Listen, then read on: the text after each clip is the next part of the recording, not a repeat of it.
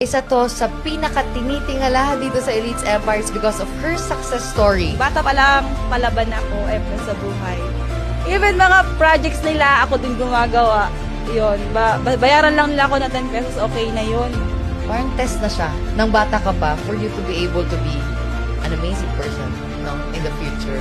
Doon ako natuto makisama sa iba't ibang ugali, uri ng tao na ikaw talaga yung iintindi. Ano ba talagang gusto mo, Myra? Dito ka na lang ba sa Japan, mag-farm, ganyan.